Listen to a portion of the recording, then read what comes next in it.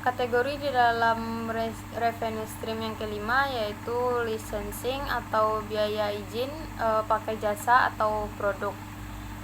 Elemen yang keenam yaitu key resource, merupakan daftar sumber daya yang harus direncanakan serta menjadi aset penting agar aktivitas bisnis dapat berjalan lancar dan terkontrol dengan baik. Dalam hal ini, perhatikan semua jenis sumber daya seperti sumber daya manusia, proses operasional, dan pengolahan bahan baku. Key resources adalah hal-hal paling penting yang harus kita punyai agar key activities bisa dijalankan dan value proposition bisa diberikan kepada customer.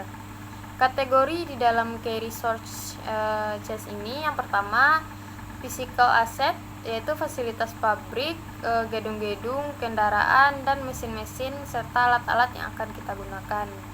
Yang kedua yaitu intelektual, seperti brand, hak paten, copyright, database customer, dan database partnership, informasi rahasia perusahaan. Yang ketiga yaitu human atau tenaga kerja. Yang keempat finansial, yaitu sumber daya keuangan perusahaan, cash, kredit, obligasi, dan atau saham.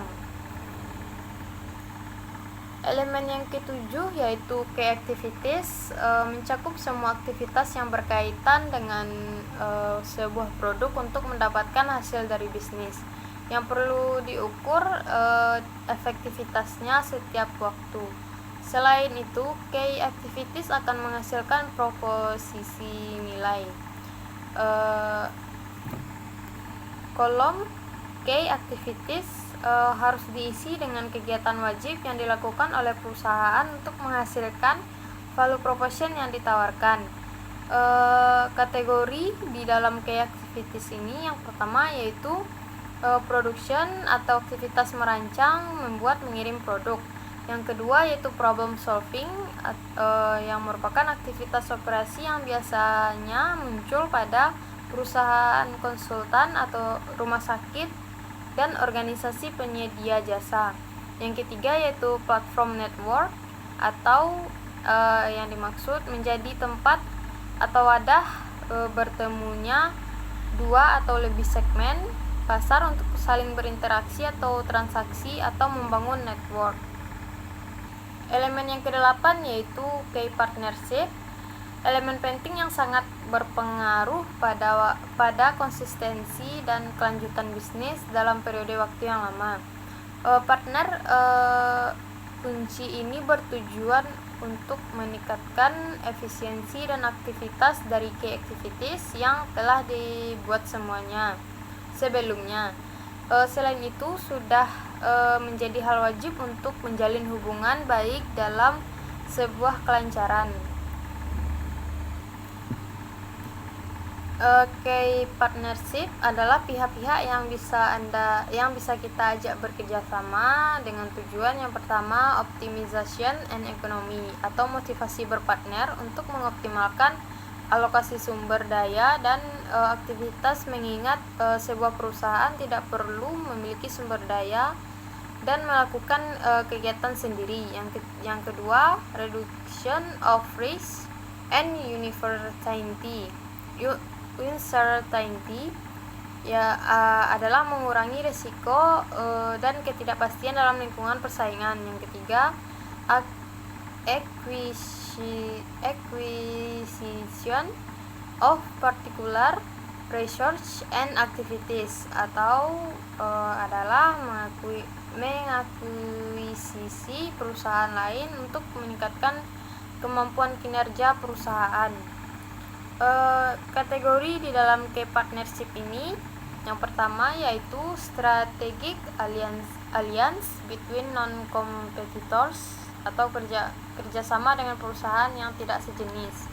Yang kedua yaitu competition, kerjasama dengan perusahaan kompetitor. Yang ketiga, joint ventures to develop new business, kerjasama untuk membentuk usaha baru. Yang keempat, buyer supplier relationship, yaitu hubungan hanya sebagai pembeli dan penjual biasanya terjadi pada motif optimization and economy of scale. Elemen yang kesembilan atau yang terakhir yaitu cost structure. Elemen terakhir yang tak kalah pentingnya adalah struktur biaya yang perlu dipantau dan diperhatikan agar bisnis tetap efisien dalam perjalanannya untuk mendapatkan revenue. Selain itu, cost struktur membantu bisnis yang dijalani menjadi lebih hemat dan bisa meminimalkan risiko kerugian. Hal ini juga dilakukan agar kita dapat menentukan proposisi nilai yang tetap untuk pelanggan.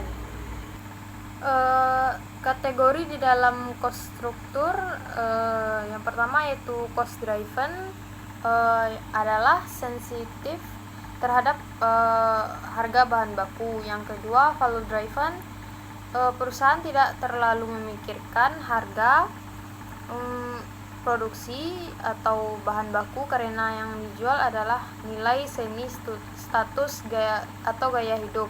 Yang ketiga, fixed cost, yaitu biaya-biaya tetap yang muncul yang tidak tergantung pada jumlah produksi. Yang terakhir yaitu variable cost, merupakan biaya-biaya yang muncul bervariasi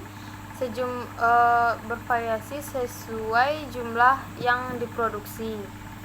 Baiklah, sekian dari presentasi saya. Apabila ada kesalahan mohon dimaafkan. Wassalamualaikum warahmatullahi wabarakatuh.